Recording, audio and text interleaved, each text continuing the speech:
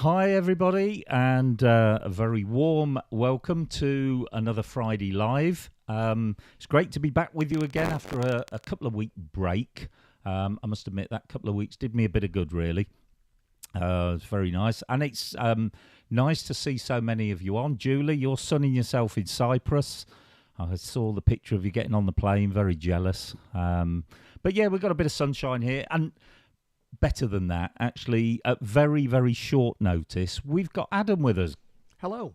Good afternoon, Adam. Good afternoon, everyone. A huge thanks to Adam for coming down today, and it was a bit of a surprise, bit of a last-minute thing, but he's always welcome down here, and Adam's got a few things to talk to you about.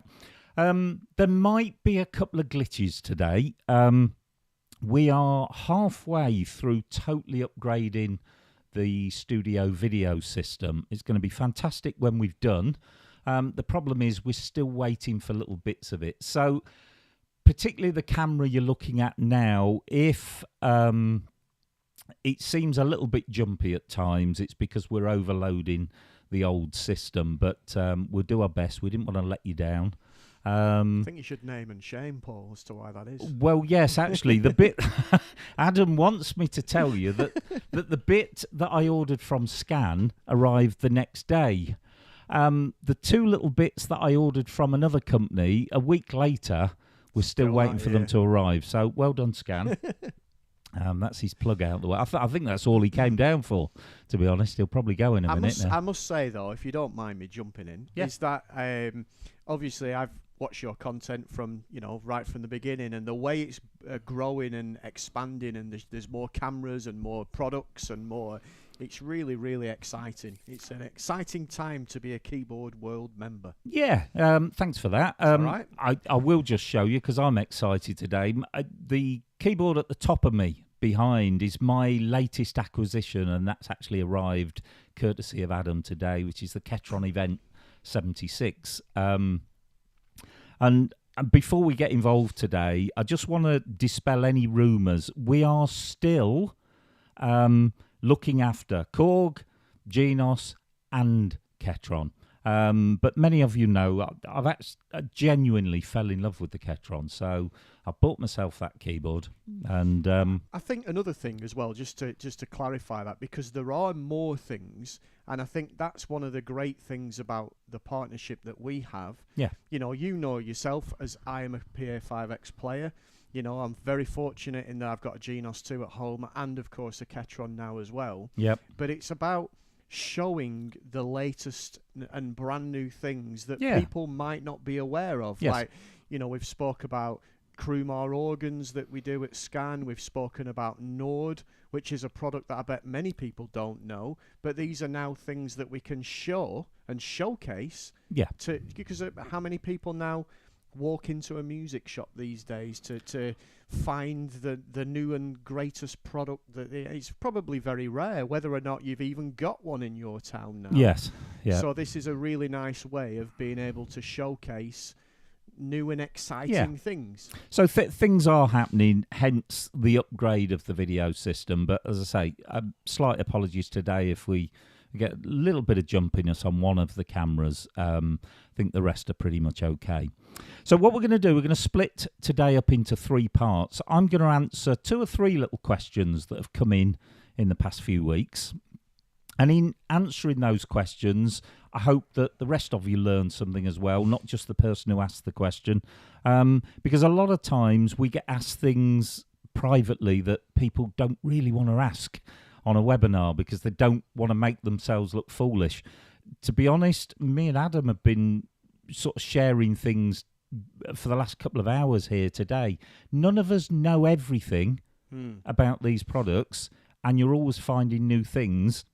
And one of the new things that I've found in the last few weeks, I'm going to share with you today. So, yeah, hope you're all going to find this interesting. So, then when I've done my bit, Adam's going to come on. I think you've got a couple of queries that have come in. Absolutely. You're going to answer those as well. I'll make it up. I can answer questions in the chat. Don't be frightened to... Mr. Laid Back. Yeah, absolutely. Laid Back. And then just to finish, we're just going to share some exciting news, which some of you may have read if you subscribe to the magazine, and if you don't, why not? We're starting to evolve this webinar idea even further in conjunction with Scan, but we'll tell you all about that at the end. So first thing, and I'm almost embarrassed to tell you this, but the first thing we're going to talk about is being wet and dry. Not a topic I fancied doing, but there you go. I'm excited about this, not being wet and dry, but I'm excited about you. You were this is telling me before what you were going to do, and I'm like, oh, I didn't know that. I don't want you to show me now because I want the reaction from me on the live stream now will be genuine because I don't know this, so I'm excited. Well, I just hope it's not a disappointment after all that. Okay. Look, this question came in a few weeks ago now, and you will find the terms wet and dry on the Korg in two places. One is to do with reverb, and you'll find it in the mixer. And if we go into our mixer here, let's change the view for you so you can actually see what's going on there.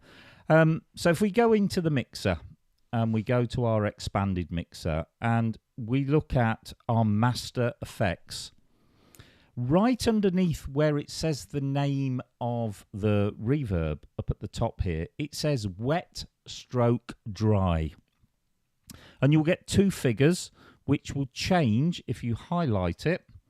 It will change as I move the data wheel. Now, what does this mean?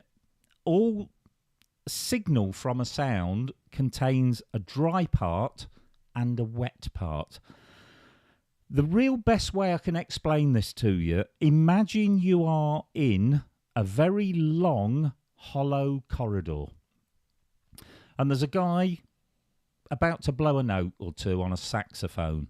If you stood right in front of that sax player, the minute he plays the note, it will hit your ears straight away. In other words, the room that he's playing in hasn't really had chance to have any effect on that sound. That is the dry part of the sound. Let me see, I think somewhere I've got a little sound ready here. And if I put the mixer on, this is probably the best way I can actually show this.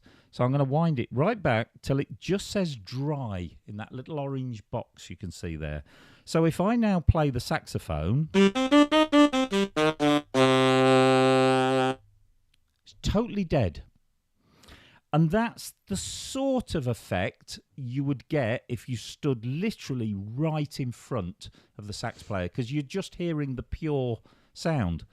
But if you then run to the other end of the corridor, and bear in mind this is a hollowy sort of ambient corridor, and he blows the note, that note takes time to travel to your ears, during which time it gets affected by the room that it's in. And what you then hear is a mixture of the wet sound, and that is that sound that's been affected. It's the ambient part of the sound. So if I turn the wet and dry up, we've now got sort of 30 odd wet and 60 odd dry. Now you can hear that reverb coming through.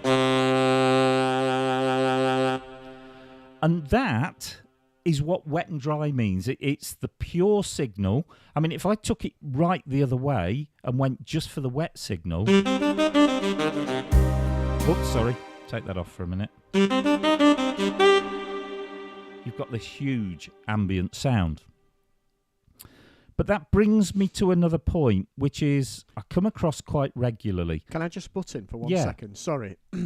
I know that somebody just said my voice could do with an increase. I'm on Captain's headphones today. Okay. But it's all right. I can talk a bit louder if that's better. But one thing to note with that is sometimes you're using there a smooth hall reverb. So you're using the reverb of a big room. Yeah. So you might want the dynamic of the big room, but you don't want it to sound like you're in a big room, if that makes sense. Yeah. So what it allows you to do is actually use the dry sound, but then dial up how much of that big room you need. Yeah. And it's really clever that you can do that. Yeah, because basically the ambient is that room atmosphere that as it affects the sound. Yeah, I think in the olden days, you used to have a reverb, and it was like, right, well, the reverb is dependent on how big the room is. Yeah. So it's I've got a small room, I've got a medium size, and then I've got, I'm in a canyon or whatever. Yeah. Now you can be in a canyon but hardly hear any of that canyon, if that makes sense. That's kind of what the wet and dry means, and it's a great feature. But you've got to be careful when you're using reverb, and this catches quite a few people out, because, just excuse me while I just do something for a second. I've still left that wet and dry as it was, so in theory we should have reverb, but I haven't. So why haven't I got reverb? I'm going to turn it right up to wet. Still haven't got any reverb. This is because there are various settings, as Adam's just said, for setting that reverb. First of all, the wet and dry is, we're in a hall, but we can make that hall whatever size we want by adjusting the wet and dry. But why haven't I still got any reverb? Because the next little tab down is called MFX Send, which stands for Master Effects Send. In other words, how much of that reverb that I've made up do I want to go to each particular sound? So I've got dial 1 for FX1. It's on 0. That's why none of that reverb is going through. Let me turn that up. And there we go. I've got 45's worth of reverb coming on there. I could just put just a little bit of it on. I could put tons of it on right round, and this will last for weeks. This is when it becomes really clever, because, like you say, you've highlighted with the wetness that you want to be in a canyon. Yep. But then you've not. But now you've got the option to dial up how much of that canyon effect, if you can call it that, you want to have on that sound. Yeah. It's really, really clever. And there's one further pitfall, and I'm probably, unfortunately, making this sound more complex than it is. It's not. You just have to follow the simple steps. So if I press where it says reverb smooth hall, I've got a length of time in seconds that I want that reverb to be.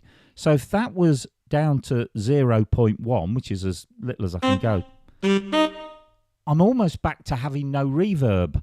And that throws people, because they think, hang on, I've got the wet and dry on. I'm sending it to the sound. Why haven't I got any reverb?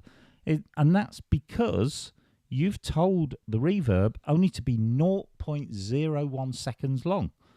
Let's highlight that, and we'll take it up maybe to 4 seconds.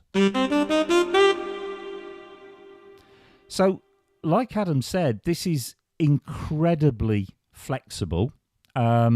There are lots of other controls, but maybe that's for another day. I just wanted to explain what wet and dry is, and even when you've set that, sometimes why you're not hearing what you've expected. And that could be the reverb time, and it could also be that you haven't actually sent that reverb to that particular sound. So if you look in Master Effects, you can have 3 Master Effects for the upper voices. And if you go to MFX Send, look, we've got 3 different dials.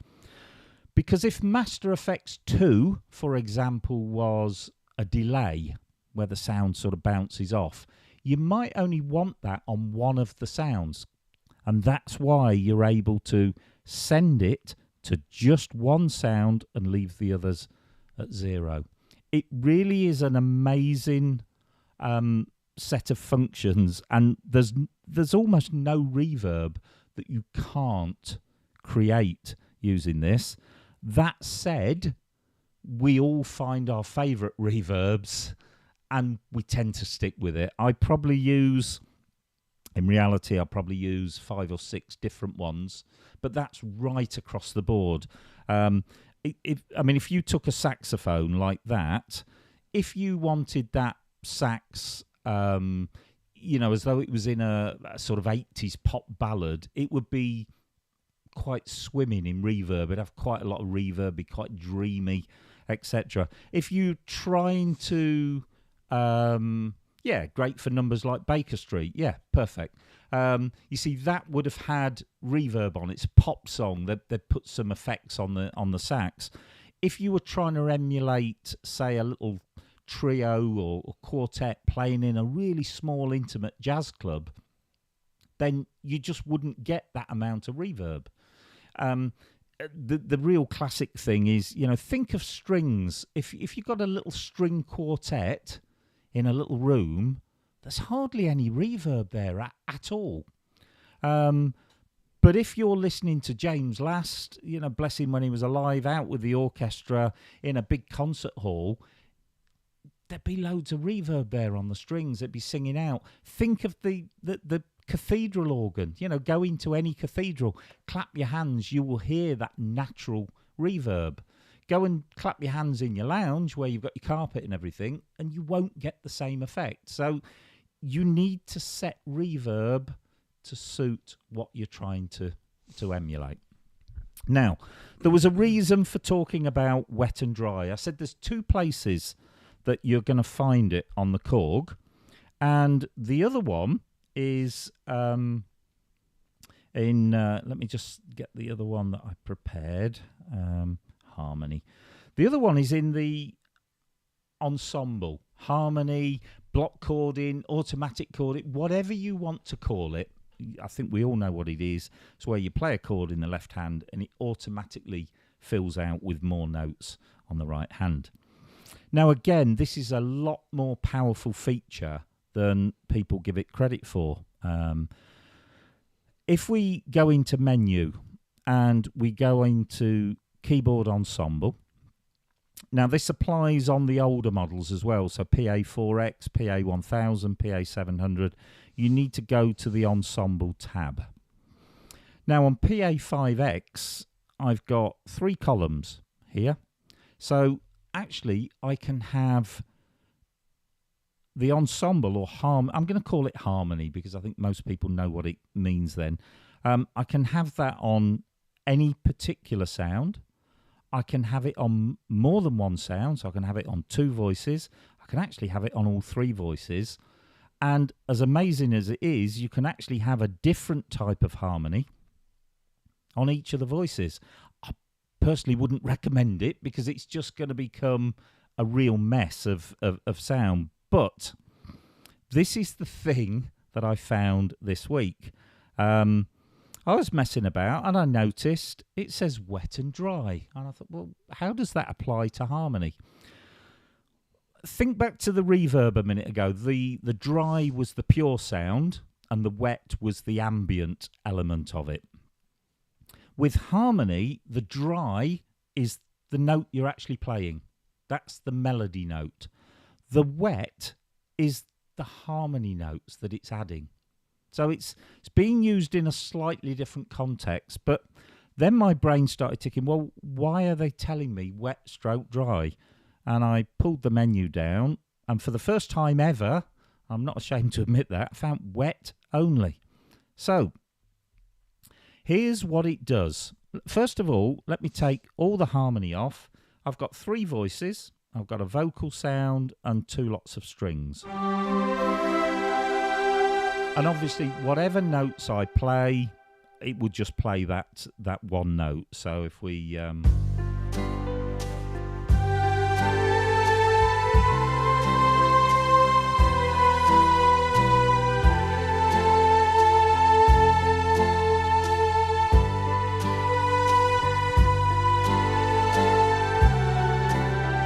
Nothing wrong with that, but I want it filling out a little bit on the right hand. So what I'm going to do, upper one, which has got the choir, I'm going to pull the menu down. Look, I've got so much choice of different harmonies, but I'm going to go as basic as we can, which is duet. So basically, it's going to add one more note to what I'm playing. I'll isolate the vocal for a minute, just so you can hear it.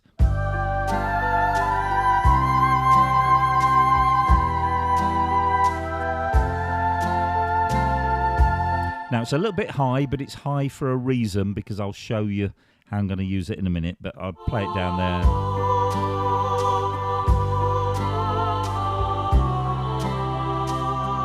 So hopefully you can hear now it's playing 2 notes all the time. Yep, no problem. We'll bring the strings back in.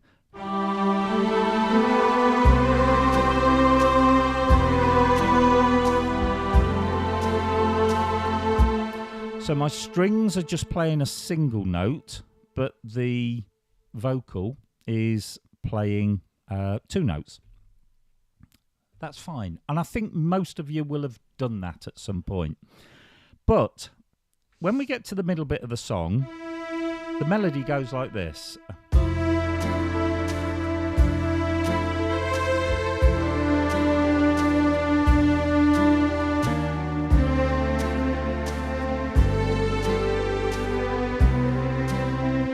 Now, I'm going to go back onto that vocal sound.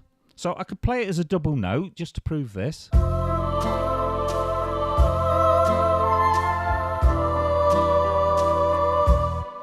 But I'm going to now put it on to wet only. And I'm going to play exactly the same notes. I'm warning you now, you won't hear the melody. Have a listen.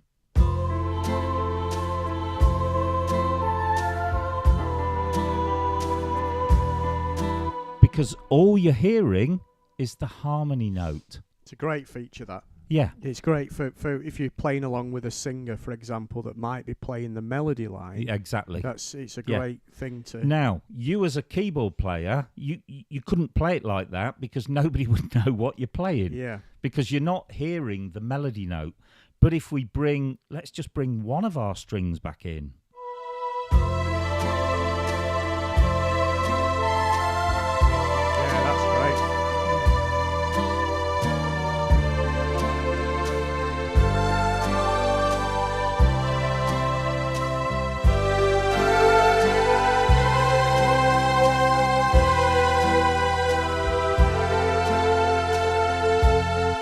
Hopefully you can pick that out. That vocalist is actually singing in harmony with the melody. And I'm chuffed to bits with that. It's clever. I like that. Because it's something I just overlooked. I do use the harmony feature. I'm not afraid to admit I use that from time to time. But yeah, this is great. And yeah, Keith, first of all, he's saying without reverb, a vocal sounds flat. Yes, it will. We all use reverb, and the worse a singer you are, like me, the more reverb you need. Because what it does... It's why we sound great in the shower, isn't it, when we sing? Yeah, shower or it's the old thing about singing in the bath, isn't it? You know, or the shower. Because you get that nice ambient thing that actually takes away from the fact that my vocal's a little bit flat. And yeah, if you were a singer, you could be singing that melody and actually generating a harmony for yourself without actually having to think about it.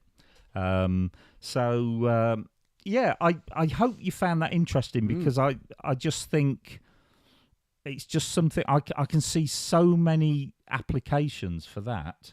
Absolutely. Because playing harmony, first of all, you need to work out what the harmony is, but also it's difficult sometimes. You know, I'll tell you, I'm gonna use it because I've never really done that before. But I'm just thinking, if you had like a song where you had a lead voice as a trumpet, say, and you wanted the counter melody, if the harmony voice could be, I don't know, a flute maybe. It's almost like two instruments playing together, but you're only playing the trumpet, and the flute's kind of taking, it's care of itself. Perfect. It's really clever. There are so many things you can do with that. But yeah, that's found in the harmony section. Experiment with it because it's great. Be careful with your volumes. You don't want the harmony to be louder than the melody, because otherwise you start to lose the melody again. So yeah, just think about it. If it's not quite sounding right, have a mess with some volumes, and I'm sure you get it right. So that brings me to the final point. Now, I did cover this in the magazine, so apologies if you've already read this, but the reason it was in the magazine, it came from one of the subscribers, and actually I can use this setting that I'm on. And what it is, it's when you layer the same sound with itself. So what do I mean by that? I'm going to take this ballad strings. I've got ballad strings in upper 2 and upper 3, and I just need to make one quick change so I can show you what I mean. You think sometimes, well, if I layer those 2 strings together, it'll sort of make the sound bigger. But actually, when you mix 2 sounds together that either are the same sound or they have the same sample inside them. Because some of these sounds, they might have a different name, but they start life actually with the same sample, the same bass sample. So you've got to be careful, and this is particularly prominent on strings. I want to just play one of these strings on its own. Now I'm going to mix the same sound with itself.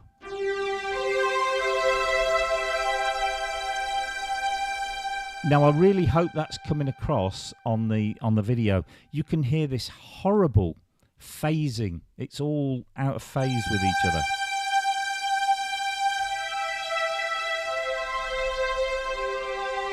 It almost sounds like it's underwater. And it's literally pulsing with itself, but slightly out. So how would you mix 2 lots of ballad strings? Well, what you do, somebody says it's very muddy. I don't know how well it's coming across on the feed, and it depends what you're listening to it on. But certainly here, you can really hear it. It's a horrible noise. It really is a horrible noise. And if you just hold a note, you'll hear it sort of pulsing out of time with itself. The real simple solution is just alter the octave of one of the sounds.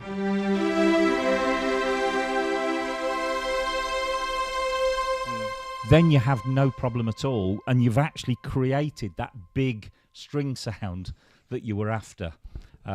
Because we're basically mimicking cellos and violins, or violas and violins. And on that as well, if you think back to analog synthesizers back in the sort of late 70s and early 80s, they would actually use that as a feature to get an extra sound. Yes. And if they found that they really wanted to fatten up a sound by using 2 analog waves, if you will, a square wave, triangle wave, whatever it was, but they got that phasing that they didn't want, another trick is to slightly detune one of the filters or slightly detune one of those sounds, and you will lose it that way as well. But you could almost use that when creating a synth part by cheating and actually layering it and getting that sound, because if you hold the note, as horrible as it is because you've picked a string sound, you do get this nice, I don't want to call it a chorus because it's not, it's a phasing sound, but you get like a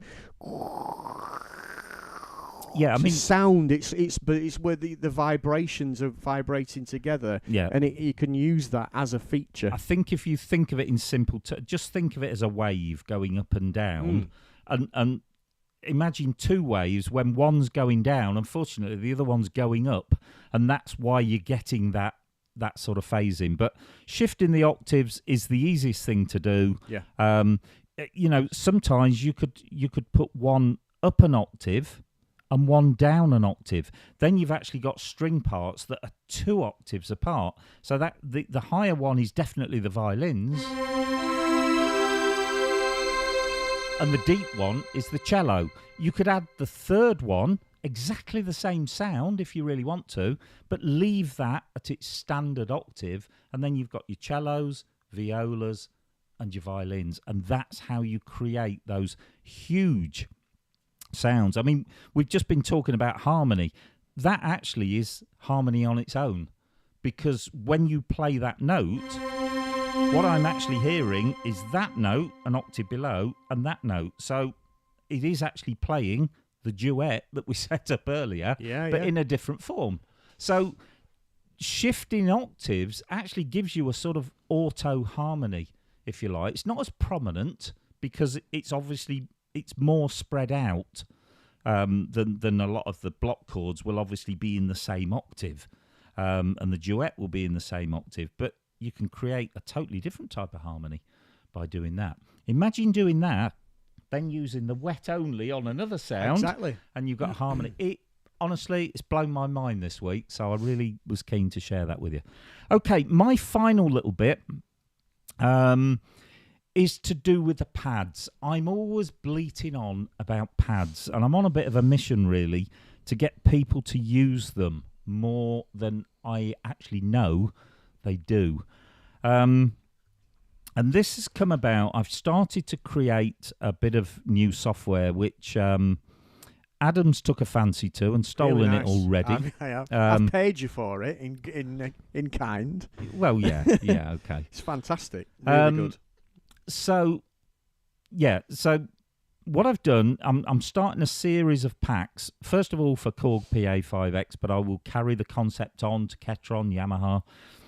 This one's called At the Movies, and what I've done is I've concentrated, rather than do a massive stuff, I've done 12 famous songs from the movies, and I've gone to great lengths to manufacture 4 brand new keyboard sets. These are totally new. I've done them right from the ground up, and I've saved them all, so they're in a file, they're in a user file, they're all there, so you can use those settings within your own registrations as well.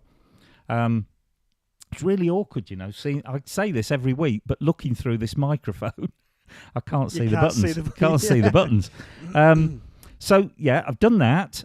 I've also edited the styles a little bit, just some revoicing and taking parts out that didn't particularly fit the song. But then I've made sort of prominent use of pads, because pads are the best way to create umpteen new variations on every rhythm.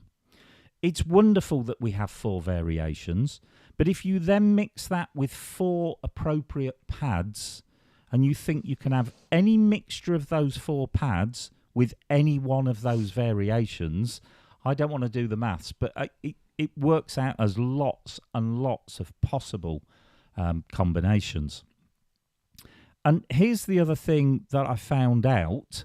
Do you realise you can use a pad with the intro? Now, this is something, again, I hadn't even thought of doing it until this week. And there is a little trick, which we've shown you before, and I'll go through it again. But let me just show you the intro for this first song.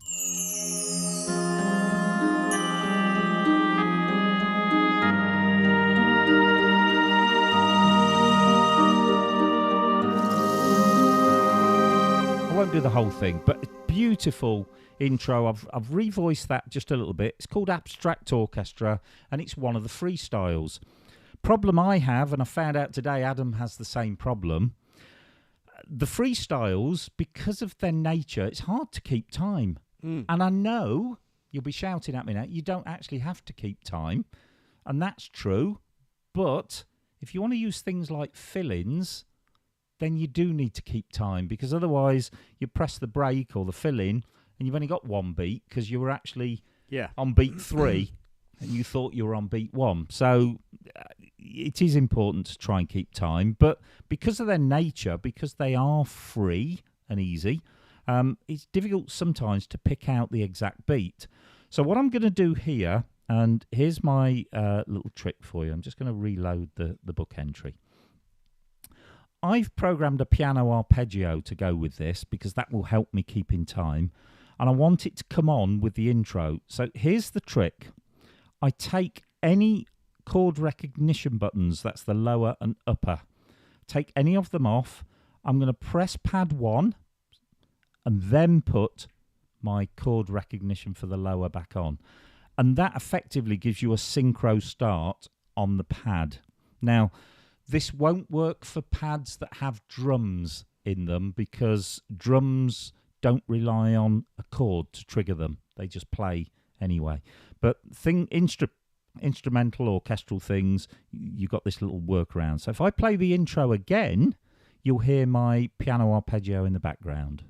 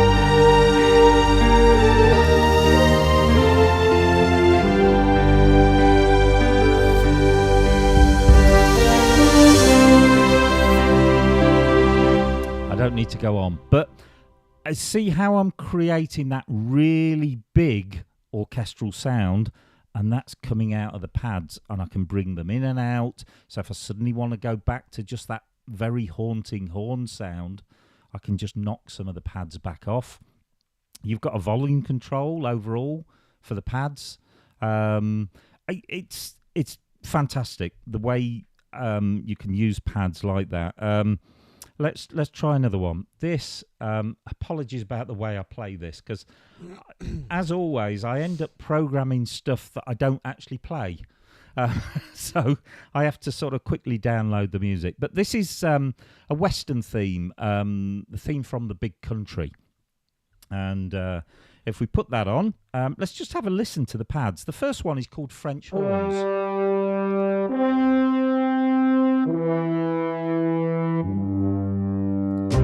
So again, this is a little bit like the harmony thing. That all I've done is program that to play a counter melody. So that'll be going on in the background. We've got a string ostinato. That's just where it's a posh word for when the strings play sort of quite quickly. So we've got that.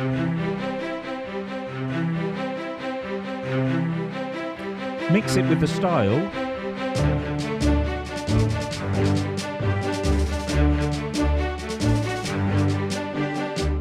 We've got the obligatory gunshot, we've got to have that, in the Western, and we've got orchestra riff.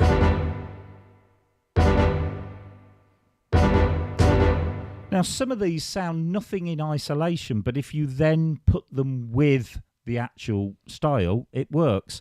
And again, what I'm going to do here, I'm just reloading the songbook so I get the intro back on. I've chosen to use intro 2 here. Now, this is... I'm not going to go into great detail, but this is unique to Korg. What it is, it's all the ingredients for the intro, but without the chord changes, so that you can play your own chord changes, dependent on the number of bars it tells you that intro is.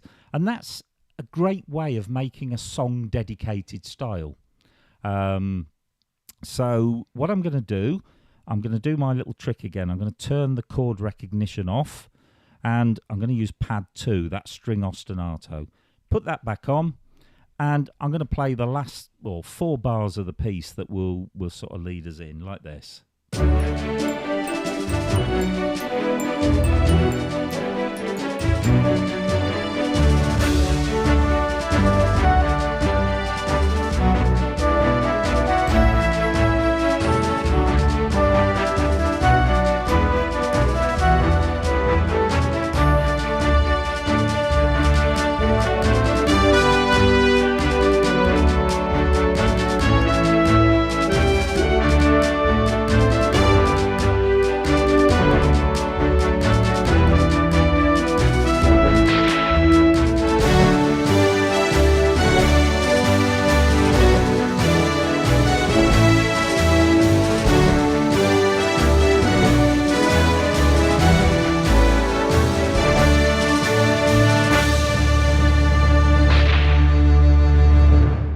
Again, it's building up, well, I think anyway, a massive sound. What I like about it the most, and why I've gladly managed to get myself a copy, is that it almost really emphasises to me how little I use pads and how useful they can be. Yeah. You know, it really does. There's some amazing I'm just going to do one more, because you were quite taken with this one. I think it's a lovely song. Comes from the film Chitty Chitty Bang Bang. There is a pad called Running Water. Yeah. Yep, use it with the Titanic theme. Bit insensitive, that. Why is the sound mono? Shouldn't be. We're showing a stereo signal here. So I'm not sure about stereo in my headphones. Yeah, you're stereo as well. I am. So sorry, David, can't answer that one at the moment, but all will be correct by next week, so no panic. Okay, so this one's called Hushabye Mountain, and I got the idea for this because we actually sat and watched it with me mum the other day, Chitty Chitty Bang Bang, and I'd forgotten about this song. It's a lovely song. Yeah, and again, a lot of these pads I've written specifically to fit with the actual song here. Let's just have a look. Didn't load it. I didn't think I did. There we go. So I've got a pad called Hushabye Glock.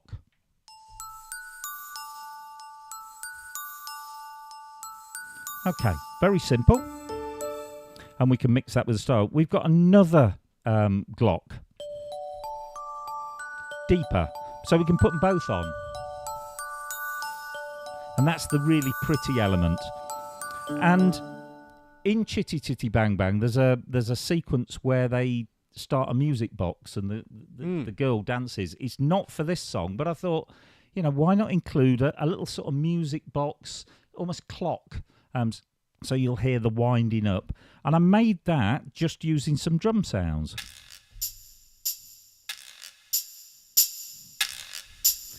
And when you put it all together, the final one is called Cinematic Choir. Which, dare I say it again, he's just singing a harmony to the chord I'm going to play.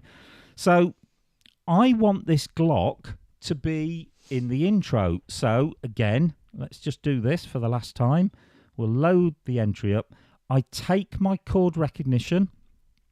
I'm going to use Hushabye Glock and put that back on. And we should now be ready to play like this. You can hear the Glock on top of the piano in the intro.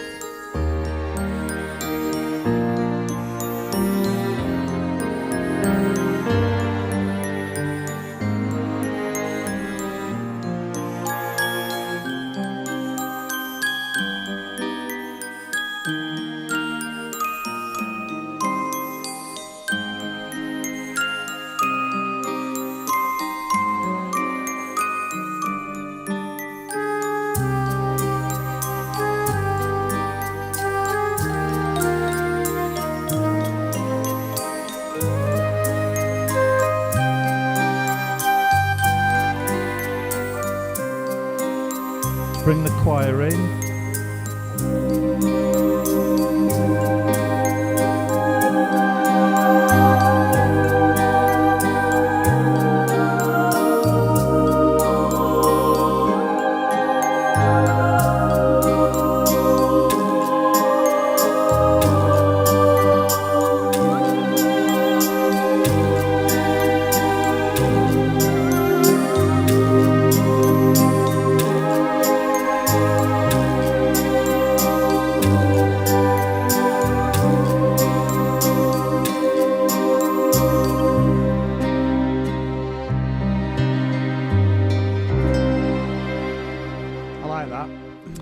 So experiment, try using pads in the intro. It will transform the intro. If I may, I'm just going to show you the final one, which is similar to that. Where is it? Pure Imagination from Willy Wonka. No, it's not. It must have been a different one. Which one was it? It's gone. Oh no, it might have been that. It was Hushabye Mountain, wasn't it? And let me just explain to you the reason I came up with that Hushabye Glock. I looked at the sheet music, and actually written on the sheet music as the intro, it's in 3/4 time, was this. And I thought, yeah, that's a lovely little phrase, but I can't be playing that while I'm playing the chords and trying to do the melody. So I just wrote it as a pad. It's only 1 bar. And of course it'll change chord with me. You like just go into the pad and you write it. The final one, and then I'm going to get out the way for a bit and let Adam take you through some stuff. Was this one, the Black Pearl. This was Pirates of the Caribbean. I did this one on Genos because there is an absolutely perfect style on Genos. But actually I've found a way, again, using pads to create that style on here. If you just listen to the style on its own.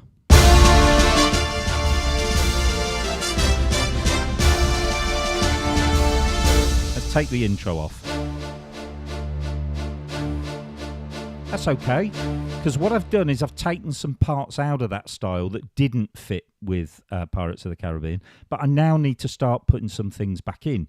So I can put my cinematic choir back in. Now I'm going to put another sort of string ostinato in. Now some brass. Tooting. And again, it works. So let's just, I won't bother with the intro, but let's just go in from there. Let's take that off. There we go.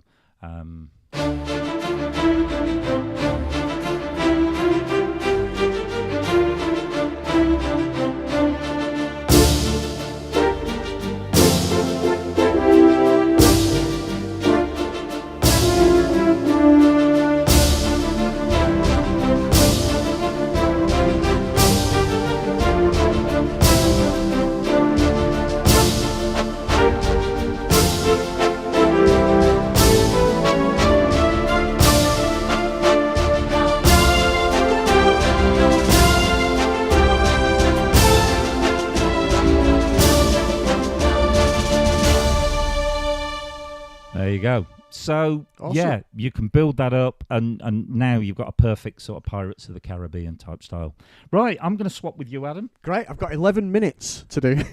I'm only joking. You're all right. Don't matter how long we go on for. No. It's not a problem. It's not a problem.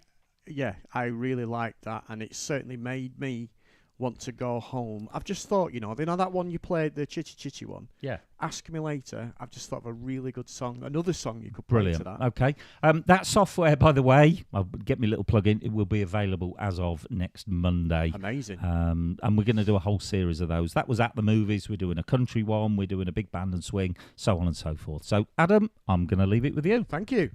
I'll use that, Mike. Yeah.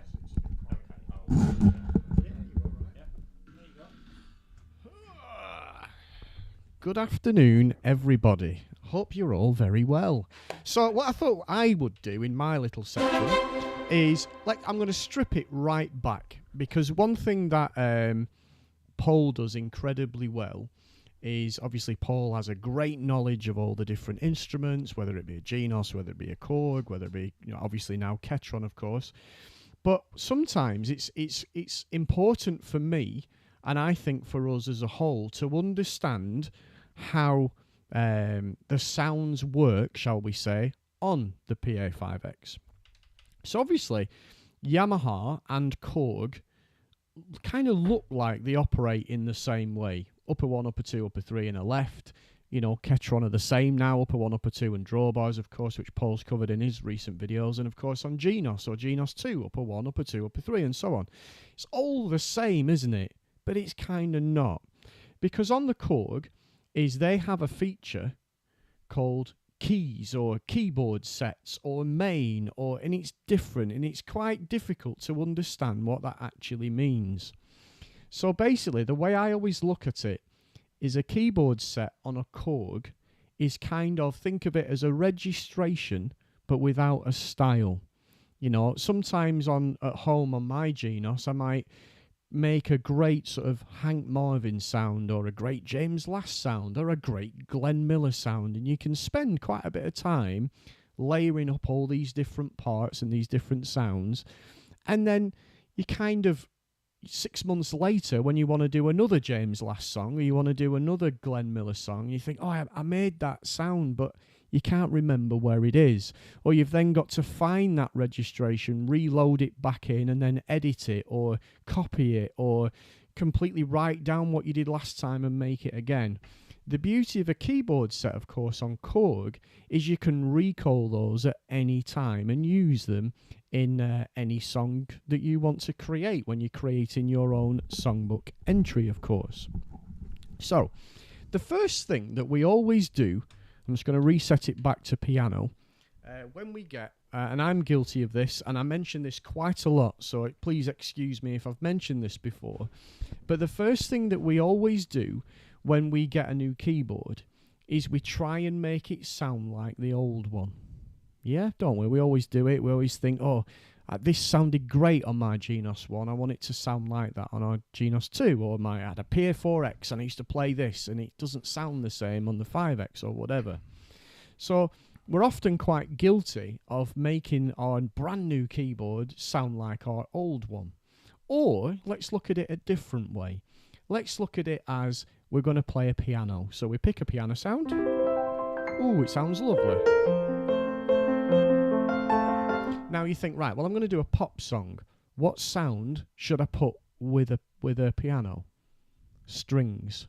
We all do it, don't we? We always like strings, so we go in and pick a right two and pick strings, and yeah, it's great, sounds great. But we often miss all these wonderful sounds, and we're also sometimes we're unsure of what to layer sounds with. Yeah, we know that it's a strings, or because we're used to hearing that sort of sound. Yeah, but the beauty with Korg, of course, is they have keyboard sets. And these are the areas of the keyboard under main. In the keyboard set library, we've got factory and user, where we store these registrations of sounds. Now, the great thing with the Korg is you get a load of them for free, believe it or not.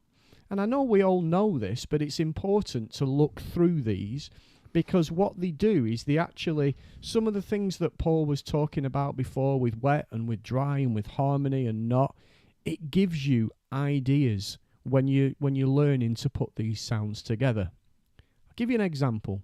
If we wanted to pick out a really nice piano sound, we'd go into keys, into upper one, and we'd find a piano, wouldn't we? And then we'd play the sound. And we think, ooh, that sounds beautiful.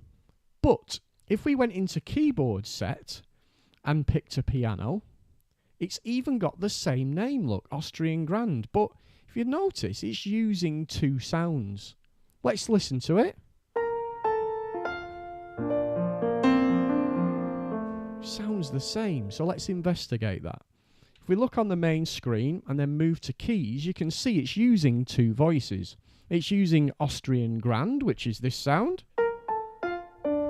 Yeah, that's the piano sound. But then it uses this sound, the RX. Yeah, don't know if you can hear that at home, but what you're actually getting is all the mechanical noises that a piano will make. And of course, you can adjust the volume and make that more prominent or take that away. And it's quite nice that when you're combining the sounds together, and you can kind of hear it now because we know it's there.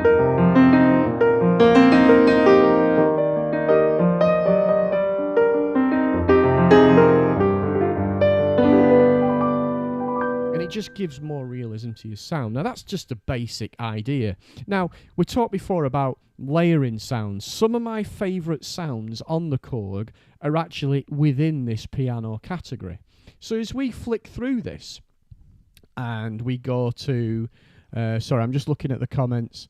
Yeah, about the update. So I will just nip this one in the bud. We don't know when the update is coming. Nobody knows when the update is coming. So any speculation about later in the year is literally just rumours.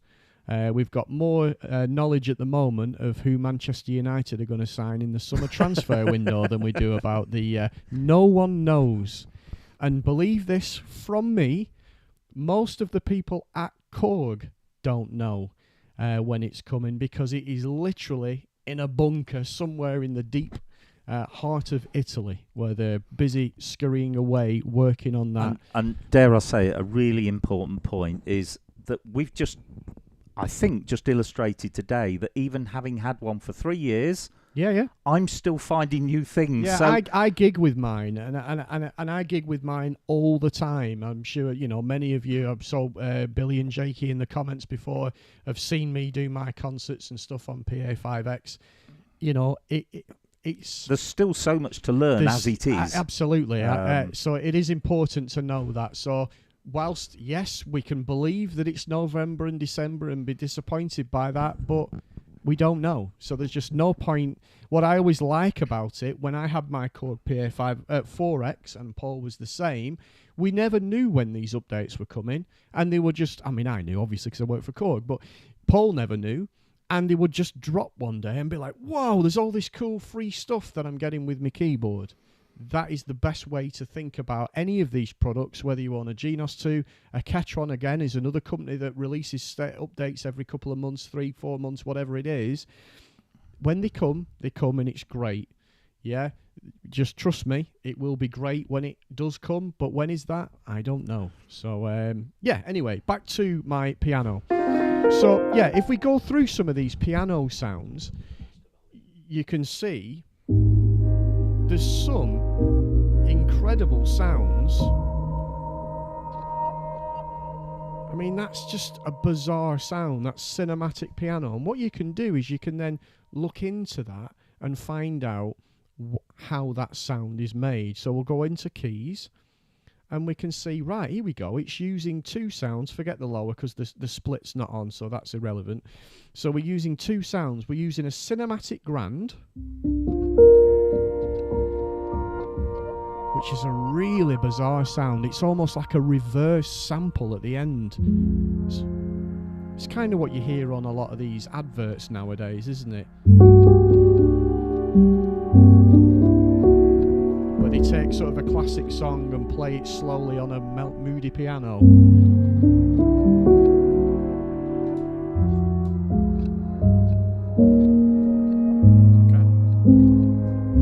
Okay, no, yeah, it's fine. That's absolutely fine. So yeah, so it's important when you look at. But this is what I wanted to show you, is that the sound that we're layering with it is this sound. Instead of using a string sound, yeah. This is what they suggest you use with your piano. Now, you can hardly hear that. It's some weird pad type sound. Sorry. Now, instead of using that cinematic grand, I'm just going to change it. And I'm going to use it with an Austrian grand, the first sound that we had. Now, it's the same sound as we had before. But what you're finding is now, yes, there's a pad there, but you can hardly hear it. But when you play at the bottom end,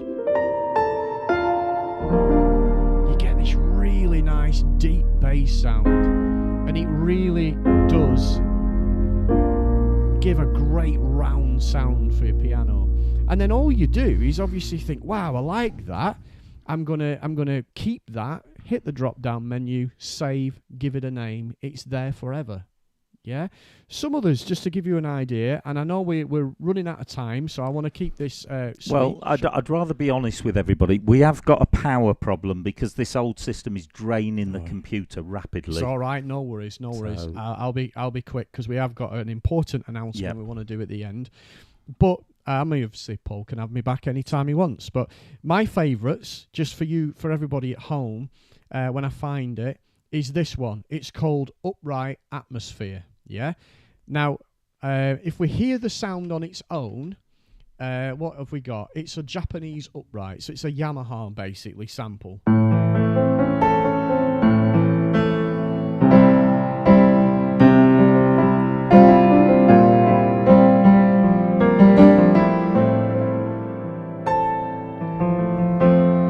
Yeah, it's your John Lennon type sound. Yeah, it's a lovely upright sound, and you can hear it's had all the reverb done, all the effects are all done, so you can actually go into the menu like Paul suggested before and see what Korg have done. These are not just flat sounds that they thought, we'll chuck a piano in there. Every one of these sounds has been edited in some way from the standard sounds through keys. So it's important that you go into these and explore these different things. But often I like to play ABBA songs, yeah? And sometimes, how do you create an ABBA sound? Easy. We pick a piano, we might add a bit of effects to it, and we add some strings, yeah? But this is a really nice preset. Again, using sounds I would never dream of using. Dark pad. It's quite a nice sound, but would I ever find that and layer it with a piano? No, I wouldn't. Yeah, let's do this one. This one is bizarre. Hold it down, hold it down. It plays this little sort of, as it says, atmospheric melody. Isn't it such a weird sound? Would you ever pick that and layer it with a piano? No, you wouldn't. But when you layer all three together,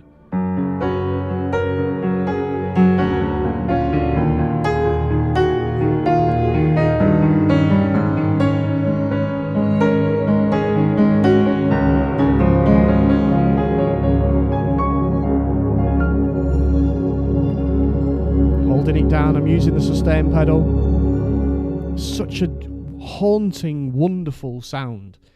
So yeah, I strongly recommend dive in to your keyboard, go through the keyboard sets. There's another one that we won't do now because I haven't got time, but if you go into, I can't even remember where it is now. I think it might be under trumpet. Is it that one? Trumpet atmosphere. Have you noticed I'm playing a trumpet sound, but it's repeating with a muted trumpet? If upper one is the trumpet, upper one is the muted sound. Isn't that weird?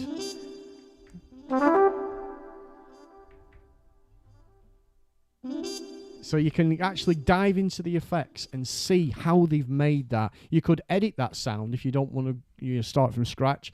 Edit it. So instead of it repeating with a trumpet, it would repeat with a piano. I think the thing is, you learn from what's already there. You do. You really do. And you could just take that sound, go back to your keys screen, and you could say, right, I'm going to substitute muted trumpet for flute. Let's do it quickly, for example. Because I know we're running out of time, and I'll be really, really quick. Let's go into woodwind. We'll go for Latin flute. It's now a flute. Yeah.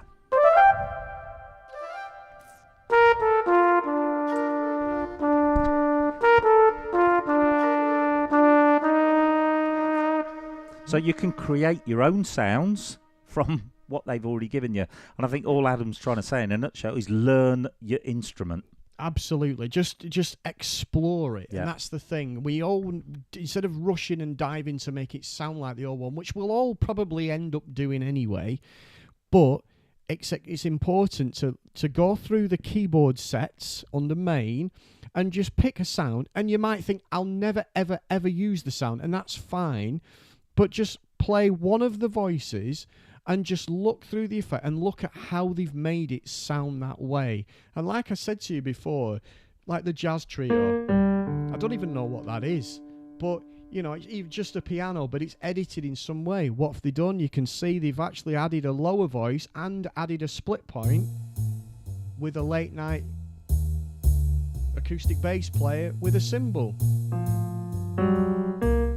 Yeah, so you can have a lot of fun and you can find these new combinations. Brilliant. As I say, we'll have to cut it a little bit shorter than we probably hoped to. No, because, it's okay. I could have gone on all night, but I can come again. We'll do it again. Come anytime. Right, so we said we've got a bit of an announcement to make. What Adam and I are doing, and this is through our affiliation now with Scan, is we wanted to expand this even further because as nice as the little studio is here, as you can see from today, we're struggling for space when we get two people in here. And to try and swap from keyboard to keyboard, you've seen us do it before, it's a bit of a nightmare because we don't have cameras in every corner of the room. Scan Studio, they have different sets, like TV sets already arranged. And we've come up with this concept called Keyboard Live. Now, I was going to put the link on, but I'm not going to risk it at the minute. No worries. We'll just keep an eye out for what I'm going to do, the minute this goes live on YouTube afterwards, if you revisit, there will be a link in the text. All you need to do is submit your email and you will be informed when there is a Keyboard Live show coming up. So just to explain about that, obviously what you're doing, you're providing Scan, which is me, your email address. So when Paul comes up to our studio, we're going to do a series of, videos live. And we're going to do some pre-recorded stuff. We're going to do all brands.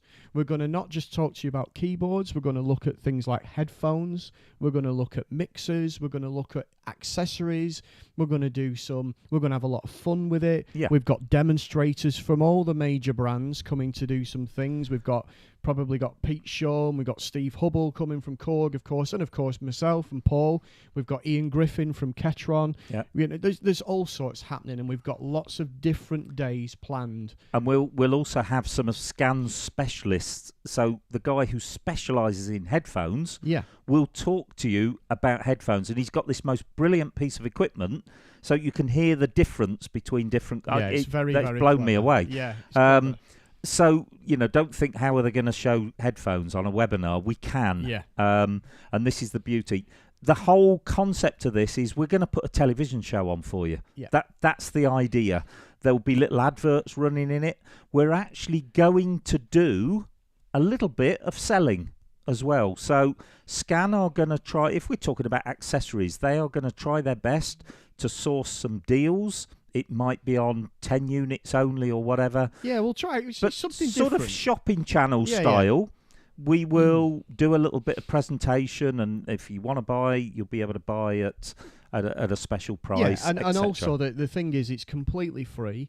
Yep. But the idea really was born about me and Paul getting together and actually coming up with an idea where we could do sort of a keyboard festival over a weekend. That's kind of how it was born. But we started, why don't we, instead of just doing one event, why don't we start at the beginning and start in August doing a small It'll be about a 2-hour show. Two-hour show. And then we do another one in September where we're going to do a full day dedicated to Ketron. We're going to do another day in October, back to all brands again. But then when we do the November show, it'll be an all-day thing. But then who knows, if we get the subscribers that we need to keep it running, this can be a regular thing. And we can then expand even further where we can do an all-weekend event. Or we could do a live... I mean, I'm kind of spitballing now, but we could even do a live keyboard festival that you can actually come along and watch live, and we do it on camera live as well. How amazing. This is the sort of thing that we can do when obviously with the collaboration. But also, sorry to interrupt, from my point of view, these little intimate webinars won't stop.